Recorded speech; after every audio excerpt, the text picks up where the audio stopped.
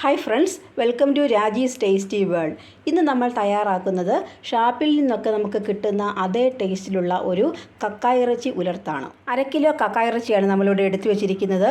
നന്നായിട്ട് കഴുകി ക്ലീൻ ചെയ്ത് വെച്ചിരിക്കുന്നതാണിത്. ആദ്യം തന്നെ നമുക്ക് ഇതൊന്ന് വേവിച്ചെടുക്കാം. ഇതിലേക്ക് ഞാനൊരു 1/2 ടീസ്പൂൺ ഉപ്പിട്ട് കൊടുക്കുന്നുണ്ട്. 1 ടീസ്പൂൺ മുളക് പൊടി ചേർത്ത് കൊടുക്കാം. 1/4 ടീസ്പൂൺ മഞ്ഞൾപ്പൊടി ചേർക്കാം. ഇനി ഇതിലേക്ക് ഒരല്പം വെള്ളവും കൂടി ഒഴിച്ചിട്ട് നമുക്കൊന്ന് വേവിക്കാൻ വെക്കാം. ഒരുപാട് വെള്ളം വേണ്ട. നന്നായിട്ടൊന്ന് മിക്സ് ചെയ്ത് കൊടുക്കാം.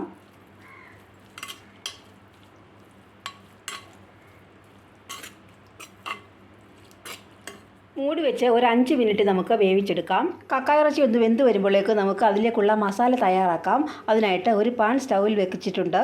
പാനിലേക്ക് 3 ടേബിൾ സ്പൂൺ വെളിച്ചെണ്ണ ഒഴിച്ചു കൊടുക്കുന്നുണ്ട്. വെളിച്ചെണ്ണയിൽ തയ്യാറാക്കുമ്പോഴാണ് കൂടുതൽ രുചി കിട്ടുന്നത്. പാൻ ചൂടായി വന്നിട്ടുണ്ട്. അതിലേക്ക് നമുക്ക് 1/2 ടീസ്പൂൺ കടുകിട്ട് കൊടുക്കാം. കടുക് നന്നായിട്ട് പൊട്ടി വന്നിട്ടുണ്ട്. അതിലേക്ക് നമുക്ക് ഒരു 3 വറ്റൽമുളക് മുറിച്ചത് ചേർക്കാം. ഇത് ഞാനൊരു 2 മീഡിയം സൈസ് സവാളയും ഒരു 10 ചുവന്നുള്ളിയും ചെറുതായിട്ട് അരിഞ്ഞതാണ്. അതും കൂടെ നമുക്ക് ഇട്ട് കൊടുക്കാം. ഇതിലേക്ക് നമുക്ക് 1/4 ടീസ്പൂൺ ഉപ്പും കൂടെ ഇട്ട് കൊടുക്കാം. കക്കായിറച്ചി വേവിച്ചപ്പോൾ ഉപ്പിട്ടിട്ടുണ്ട്. ഇനി നമുക്കിത് നന്നായിട്ടൊന്ന് വഴറ്റിയെടുക്കാം.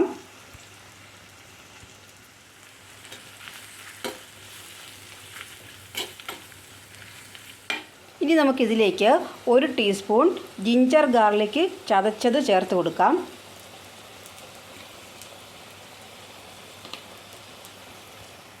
നന്നായിട്ടൊന്ന് ഇളക്കി കൊടുക്കാം. ഈ ഇഞ്ചിയുടെയും പിന്നെ വെളുത്തുള്ളിയുടെയും ഒക്കെ ആ പച്ചമണം ഒന്ന് മാറി വരണം. ഇതിലേക്ക് നമുക്കൊരു 4 പച്ചമുളക് പിളർന്നത് ചേർക്കാം. അത്യാവശ്യം സ്പൈസി ആയിട്ടുള്ള ഒരു ഉലർത്താണിത് കേട്ടോ. ഇനി നമുക്കിതിലേക്ക് ആവശ്യമായ പൊടികൾ ചേർത്ത് കൊടുക്കാം. ഒരു 2 ടേബിൾ സ്പൂൺ മുളക് പൊടിയാണ് ഞാനിവിടെ ചേർക്കുന്നത്. എരിവുള്ള മുളക് പൊടിയാണ്. ഇതിലേക്ക് ഇനി ഞാനൊരു 2 ടേബിൾ സ്പൂൺ മല്ലിപ്പൊടിയും കൂടെ ചേർത്ത് കൊടുക്കുന്നുണ്ട്.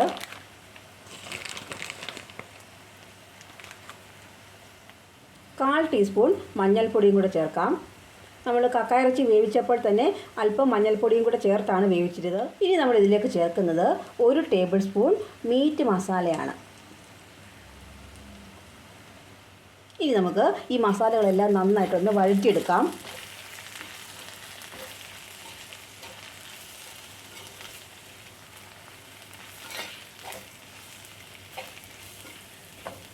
മീഡിയം ഫ്ലെയിമിലാണ് സ്റ്റൗ വെച്ചിരിക്കുന്നത് കേട്ടോ.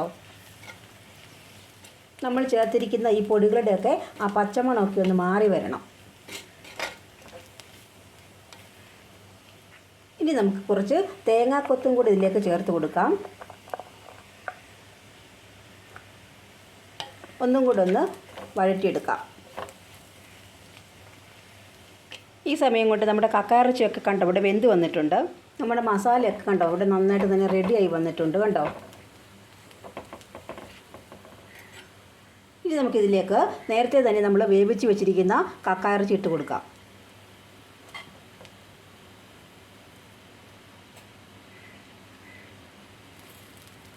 വേവിച്ച് വെച്ചിരിക്കുന്ന കക്കായിറച്ചി മൊത്തം ഞാനിതിലേക്ക് ഇട്ട് കൊടുത്തിട്ടുണ്ട്.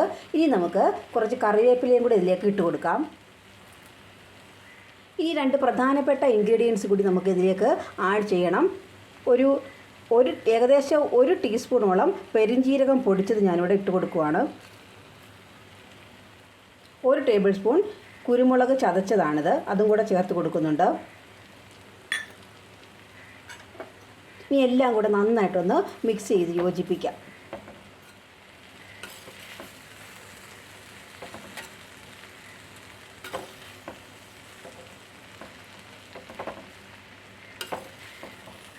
മസാല എല്ലാം നന്നായിട്ടൊന്ന് യോജിച്ച് വരണം. ഇനി ഇത് ചെറു തീയിൽ കിടന്ന് നന്നായിട്ടൊന്ന് മുരിഞ്ഞ് വരണം.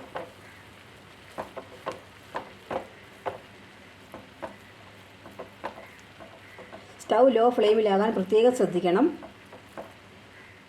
ഇടയ്ക്കിടെ ഒന്ന് ഇളക്കി കൊടുക്കണം.